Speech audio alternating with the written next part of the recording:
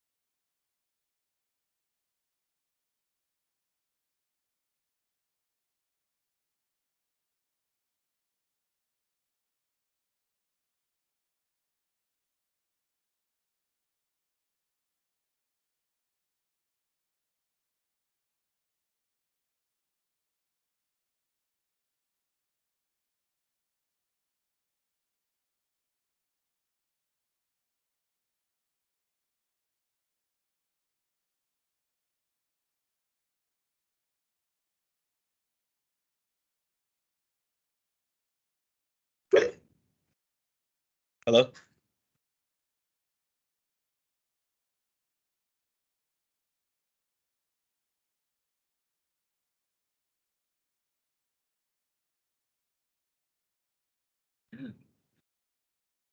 Good afternoon, everyone. It is 2 o'clock. Thank you for joining us. This is the Lunch and Learn NIGP Codes workshop presented by the Business Opportunities Division here at DSLBD.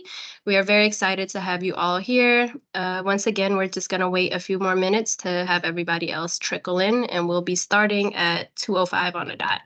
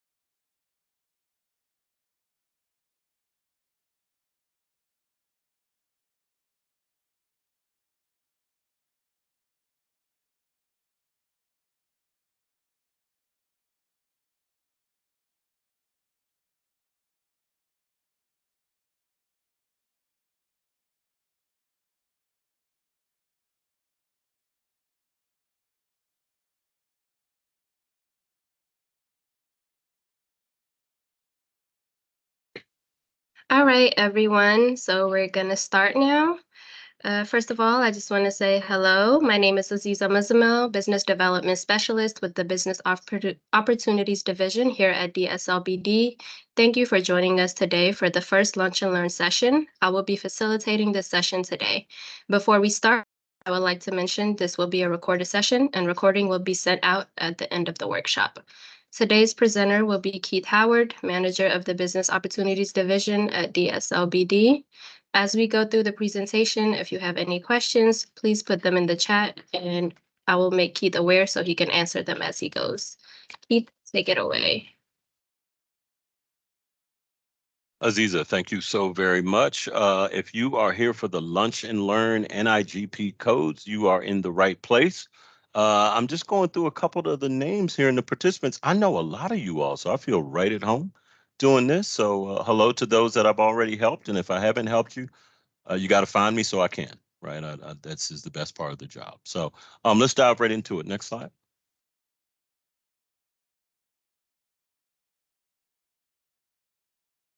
So on behalf of our director, Christy Whitfield, I just wanted to bring greetings. As you all may or may not already know, DSLBD, the Department of Small and Local Business Development, our mission is to support and the development, economic growth, and retention of DC-based businesses and promote economic development throughout the district's commercial corridors. And specifically, those of you who are in our CBE, Certified Business Enterprise program, welcome. Next slide, please. All right, so before we get into the NIGP codes, let's talk about one of the divisions here at DSLBD. We do many things at DSLBD, but my division, the business opportunities, is first of all a great team, right? And couldn't do it without the team. So if you don't know them, make sure you get to know them. Angela, Burchell, Aziza, and Katina, they are all ready and willing to help each and every one of you. What do we do day to day? We connect CBEs primarily, government, DC government agencies, our regional partners, prime contractors, and my favorite part of the job, sports wagers, sports books. So those of you that want to get into the sports wagering business, it is a billion-dollar industry as well. So I would, if you don't know anything about it, you should reach out to us. What do? We assist CBEs to navigate and participate in procurement opportunities. So many of you that I've met, you've heard me say, this is not an intuitive process, right? Doing business with the government, it's lucrative. It can be very lucrative, but it can lead to some frustrations at times, right? Because it's not, there's no playbook for it. So when you can get support like the bit from the Business Opportunities Division, you should take us up on that. We conduct and engage informative workshops. For me, that's the number one thing we do. Without training you all, the rest makes it a lot harder.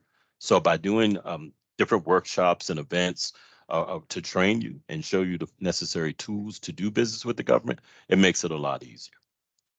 Facilitating matchmaking sessions. Again, sometimes those are created by us. We'll reach out to an agency and create opportunity.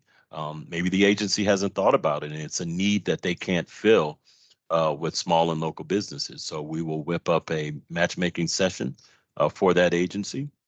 And then sometimes we'll do it at some of our major events. So there will be a major event on October 24th, District Connect. And the meat of that day is the matchmaking sessions. So we have not put that invite out, but as soon as we do, you should jump on that because matchmaking will go quickly and be limited. And then lastly, you did hear me talk about sports wagering. So our job is to enhance the capacity for CBEs to not only become their own sports book, but to do business with sports books. So sports books have a 35% spend. It's funny because every time I talk to a new CBE, they didn't know that, right? So right now, I know in the janitorial space, in the security space, some of the professional services, there's a need, right? So if you want more information on that, don't hesitate to reach out to us. So we wear many hats and we wear them well. Next slide, please. So what is an NIGP code? So I'll give you the legal definition. NIGP code, Commodity Services Code, is an acronym for the National Institute of Governmental Purchasing's Commodity Services Code. The NIGP code The NIGP code is a coding taxonomy used by the government of the District of Columbia for the purpose of identifying 7-digit blah, blah, blah, blah, blah, right? So here's the way I would say it. The way the government buys goods and services is via code. So when you apply for your CBE, there's a section in the application where you can select codes, and then you want to market to those codes.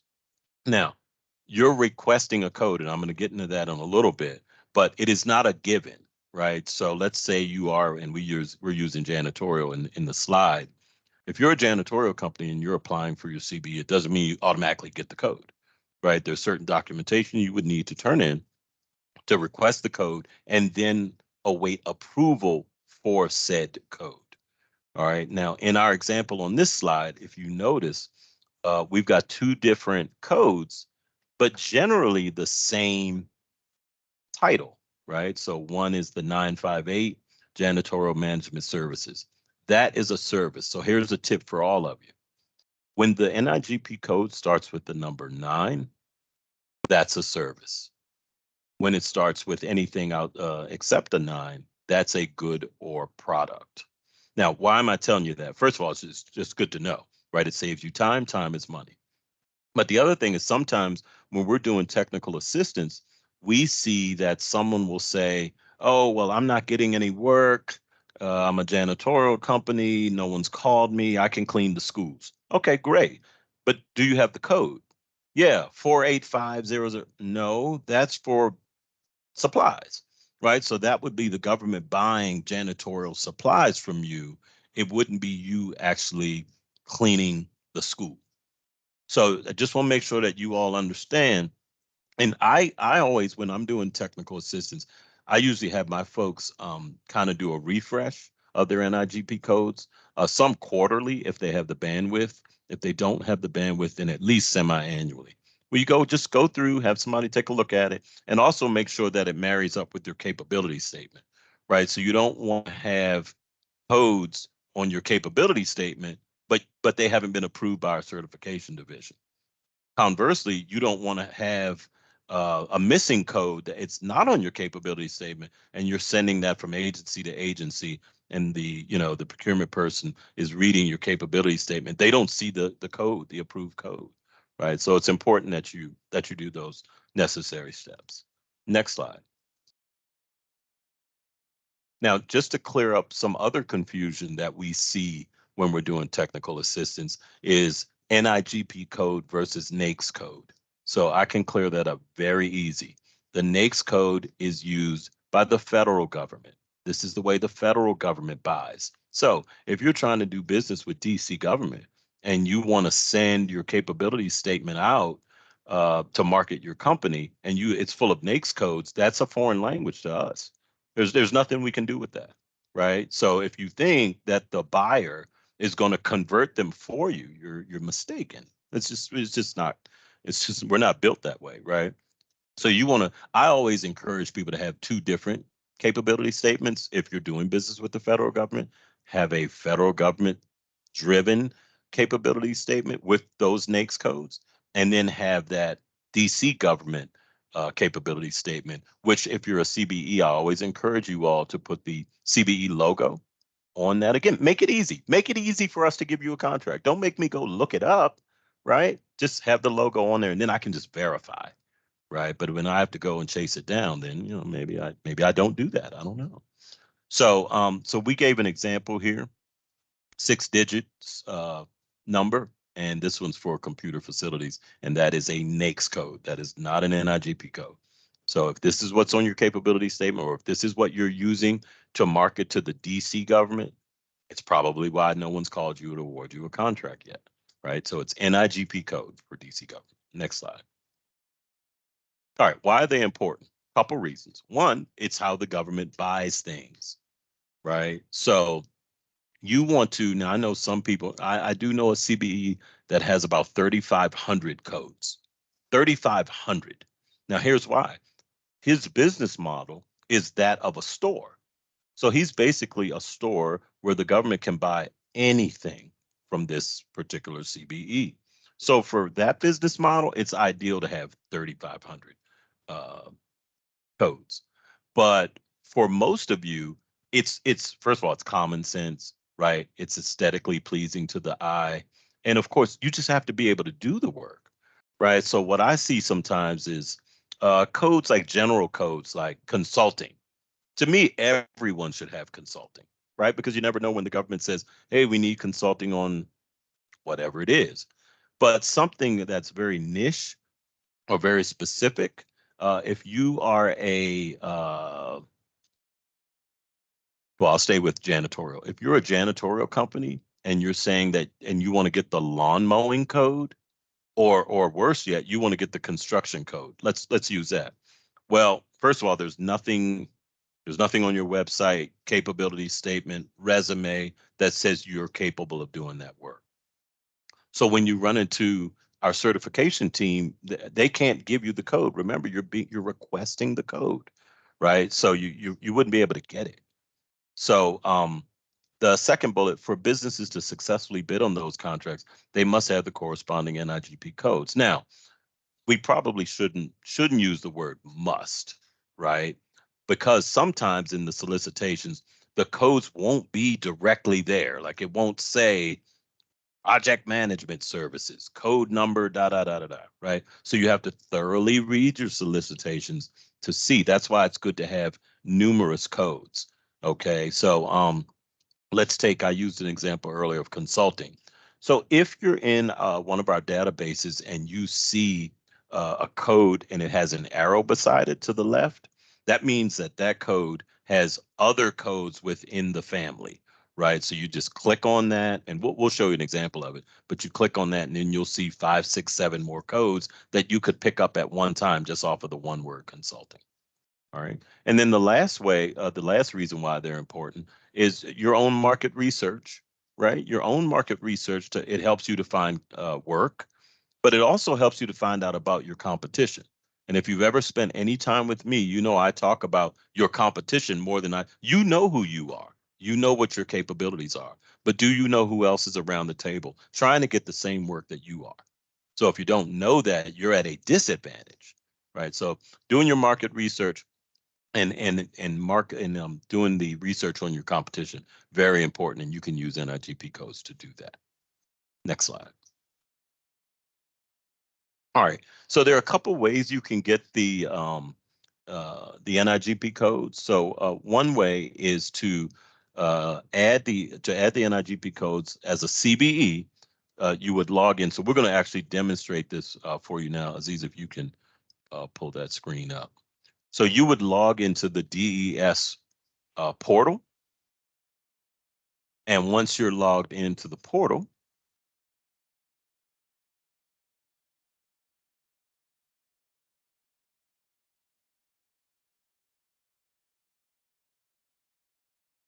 My apologies for the technical difficulties.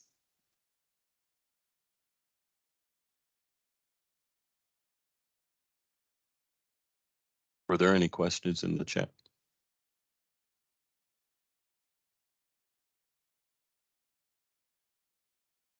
Greg Green asks, can you provide a list of the codes that the DC government is actually using for purchasing? And can you provide what they spent the codes on last year, current and some forecasting for next year based on Sure. codes? Sure. So here's the way we'll do that. First of all, Brett, we'll show you how to get all the codes, right? Just the one big massive list of codes. But then I would recommend for the second part of your question that you use the Green Book. So the Green Book is a tool that we use when we're doing technical assistance, and the Green Book breaks down by agency what was spent. So and that's greenbookdc.com. If somebody can drop that in the chat. So when you use the Green Book, you could go right to the agency. It'll show you what is the goal to be spent this year, and then it'll do it by NIGP code and the dollar amount. So it saves you a ton of time, no doubt about it. Looks like there's another hand raised. Was there another question? Please put all questions in the chat. Okay. So to get that master list, would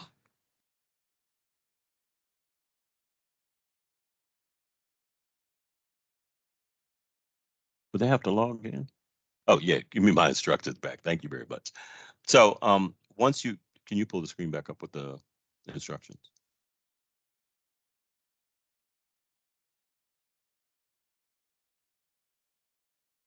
All right. So when you go to the CBE, you're going to log into the DES. Now this is for CBEs. Once you're logged in, you'll find a dedicated tab to request NIGP codes. You submit a request for the specific code, and then you provide the necessary supporting documentation. It's that simple. So let me give you an example of that. So an example of that would be, I want, let's say I want a code for general construction. Okay, no problem. So you go in, you find what the number is, right? And then when you go into that DES portal, which is the same place that you applied for your CBE at the beginning, you're going to hit add NIGP codes. It's going to give you a couple of offerings: add categories, change business address, et cetera, et cetera. You want add NIGP code, right? So once you've added that NIGP code, and you the system is going to ask you for some documentation, right? So usually, not 100% of the time, usually what they're looking for is your business license. Yes, you've turned it in before, but we need to see it again. Why? Because it could have expired. We also need to see to make sure that that business license covers the code that you're asking for. So if you have a general business license currently and the date's good, but you're asking for a construction NIGP code, that would be marked deficient by the certification team. And the reason is because you need to have a construction license, not the general business license, right? So some of the other documents that that they may ask for would be they could ask for a resume, they could ask for a capability statement, et cetera, et cetera. Now, what if you are trying to get a goods code? If you're trying to get a goods code, there is more documentation that comes with a goods code. Here's why. Because you have to show the government that you're able to produce these products and goods, not only financially, right? So we would ask you for, it may be a reseller agreement. We may ask you for a dealer authorization. We may ask you for your business banking line of credit. It depends on the code. Usually what we're looking for in those documents are term language. For example, I sell balloons. I can buy up to $5,000 worth of balloons and with a term of 30 days. Like that's the sort of thing we're looking for. So could you just say, well, I go to Costco and I pick up paper and then I resell it to the city? No, that would not be sufficient. So please note that the NIGP code requests, they do undergo a review and approval process. So the way that works is very similar to when you applied for your CBE. You're going to go through the process I just gave you. You're going to hit submit. That request will be picked up by a certification specialist. That certification specialist will review it. They will pass it over to an analyst if it's good. If it's not, they're going to mark it deficient and push it back to you. If it's good, they move it over to the analyst. The analyst moves it to the manager. The codes are added, and you keep going down the highway. Next slide, please. All right, now to get the entire list of codes, this is the way you do it. So Aziz, I'm gonna just have you do it, but let me read through it first. So for this, you're gonna go to ocp.dc.gov. So that's the Office of Contract and Procurement, right? We work with them every day. So ocp.dc.gov, you would click opportunities, you would click how to do business with the district, and then you would click NIGP commodity code. So Aziz, if you can show them that, that'd be great. No problem. I'll take you guys through here. So you will go to the OCP website, which is ocp.dc.gov, opportunities, and you'll see how to do business with the district. That's the first bullet, if you will. And right there to your left, you'll see NIGP commodity codes. You'll click that, scroll all the way to the bottom, and you'll see this PDF here or attachment, and that will provide you the link to the entire list for you to review. So this is a lengthy list, so you can take a look at it at your discretion. And Keith will show you another way to access the NIGP codes. So let's stay right here for a moment. So what I tell when I'm doing technical assistance with you all, if you're going to use this method of doing it, here's what I'd recommend. First of all, this is part of your market research, right? Those that have the bandwidth to do this level of market research are the ones that are winning, right? Period. The end. That's just kind of the way the ball bounces. Now, here's what I would say. When you're doing that market research, okay, I'm going to take this list. First of all, am I a goods person, company, or a services?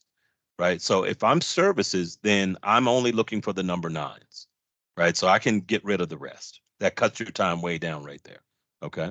Now, you also then can just kind of go through. I tell people just highlight, right? You don't want to do this maybe in one setting. So, hey, I'm going to do this for an hour out of my day. I'm just going to go through, highlight, highlight, highlight. And then that's when once I've got it, I've got my list, because you don't want to do this every day, right? You want to do this maybe quarterly if you got the bandwidth, definitely semi-annually. So you really only want to go to certification once or twice to do this. So you want to get as many as you can. Now, if you see a piece of business out there that, hey, I want to jump on this piece of business, but I don't have the code, just keep in mind, and this happens a lot to CBEs, they find work that's due a week from now, but they don't have the code. So they want certification to expedite. There's no expedite. It's just not. So you have to consider, okay, it could take up to 45 business days. That's what we publish on our website. I haven't seen an ad of an NIGP code take that long, but that's what we publish, right? So it's at the discretion of the agency to use that full time. So if the solicitation or proposal is due in a week, you're not going to have the code. Can you still bid? Sure. But think about it. You're asking us to give you $1 million contract, but you aren't able to tell us you're capable of doing the work by code. So chances to me are low, right? So this is one way to do it, to acquire codes. Let me show you another way. So the other way is, Aziz, if we can pull up DSLBD's website.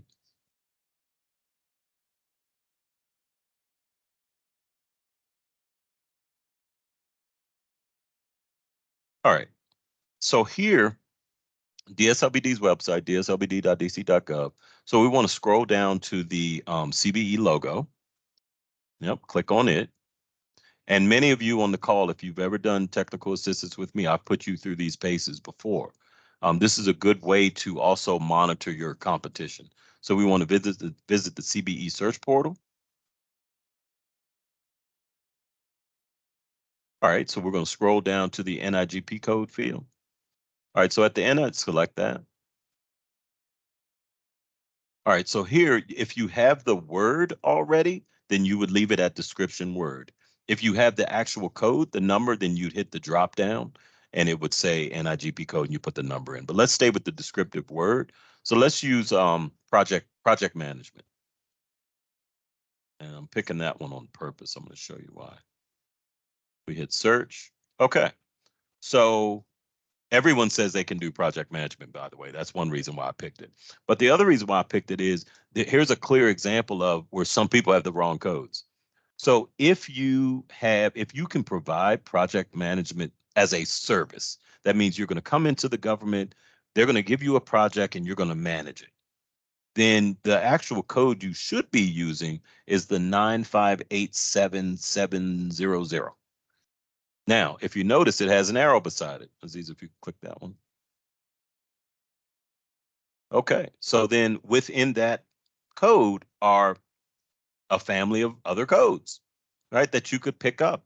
Like, for example, maybe you just want to come in and train us on project management. Okay, great, let's do it. Okay, so the other code, scroll up, the other code at the top is a 20866 or 6800. That code is a good. That's software. That's something that you're going to get off the shelf and sell back to the government. Two totally different things. Now, could you have both?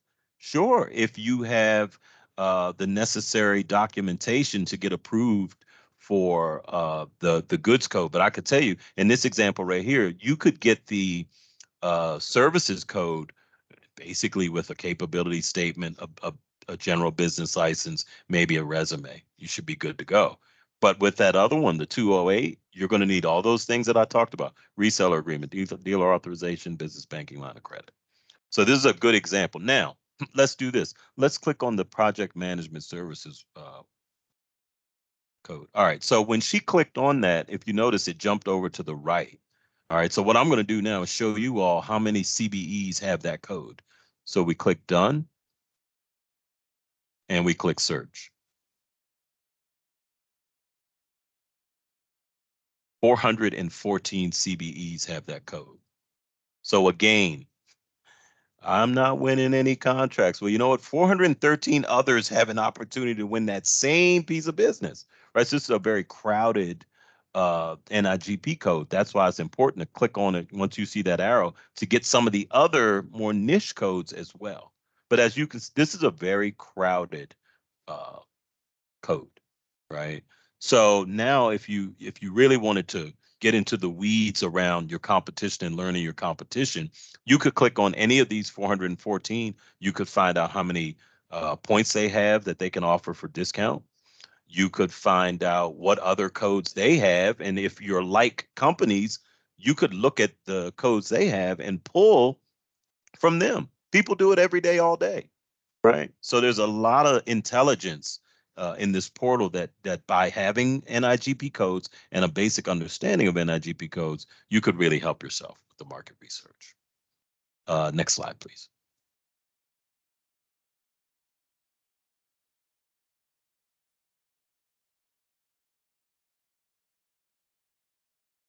All right, very good. I'm 2 minutes behind, but I do want to make sure that we get time for questions and answers. That was drinking out of a fire hydrant, and I understand that, but our team is available. So let me just stop right now and offer for questions.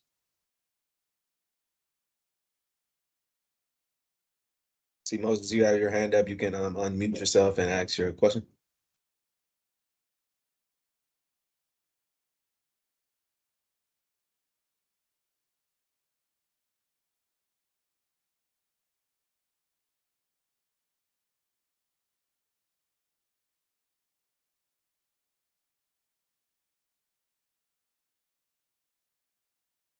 No questions? Wow. Feel free to type your questions in the chat box as well.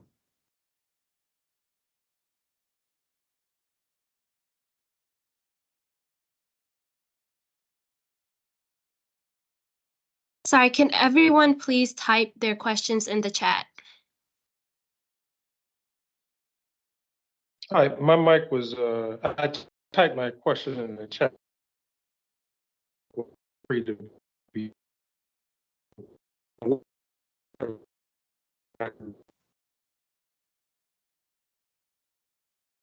I hear you're trying to get your question out, but we're having a hard time hearing it clearly. I do know one of the questions that came out was our contact info. So we have a general mailbox, the business.opportunities at dc.gov, which is manned daily by our team. My email is keith.howard, the number 3 at dc.gov. And you all met Aziza during this call, and there's her name and address as well.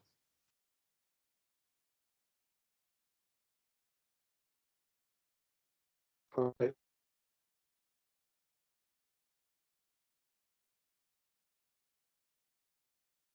Looks like I saw a question from Justin Franks. Did you type it in the chat, Justin?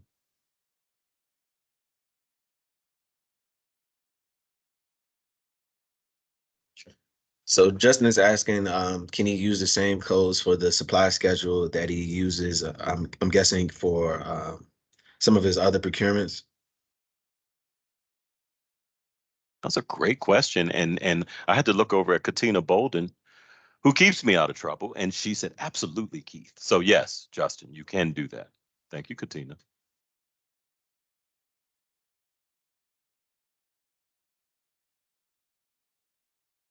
I see another guest, they left a question. They're unclear about the difference between providing software as a service and then software as a good. They just need some guidance with selecting their NIGP code based on being a service provider. All right. So let me go over that one more time. That specific example.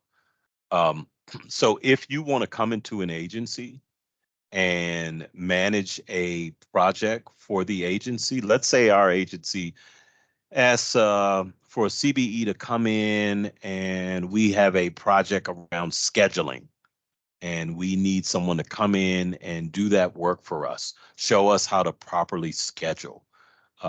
That's a service, right? But if we want to just do it ourselves and we just need the software to just put that scheduling project management software in, we can just buy that off the shelf. So there are some CBEs out there who have that. They can actually go and buy project management software and then resell it to the government. Two very different transactions. So I hope that clears you up. If not, you can always reach out to us and we can try and get you some technical assistance. Any other questions?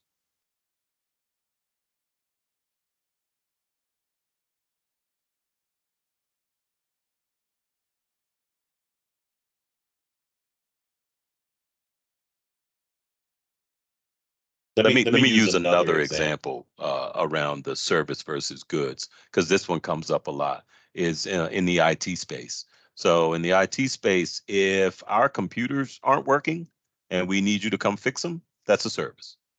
But if we want to buy Dell computers from you, that's a good. Right? That one's maybe a little bit clearer. Any other questions? Chat, someone asked, can your NIGP codes be transferred from state to state?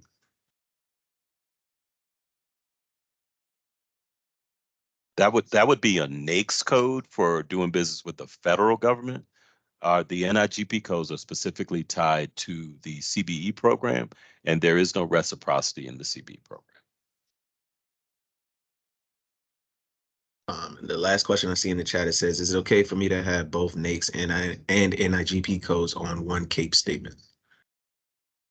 Sure, it's okay, right? It's fine. I'm just saying that if you're marketing to a DC government agency, I would have NIGP codes. If you're marketing to the federal government, I would have my federal. Now, if you're trying, what I see some people do is they have past performance with the federal government and they want to talk about that past performance.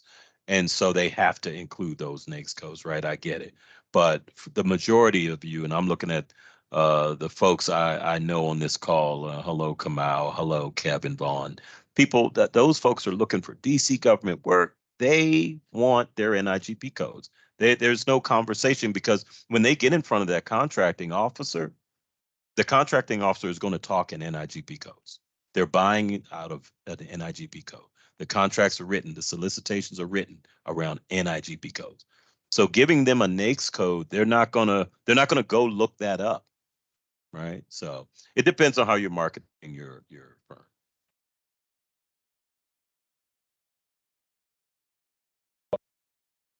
All right, everyone. Thank you so much for all your wonderful questions. For the sake of time, we are going to have to cut it off here. However, if you do have any further questions or would like to request one-on-one technical assistance, you can contact us, the Business Opportunities Division, at the email on here, business.opportunities@dc.gov, and detail what you would like to discuss, and we'll respond to you to set up a one-on-one technical assistance to go further into the NIGP codes. Once again, thank you all for attending this workshop, and we hope you have a great day. Bye-bye.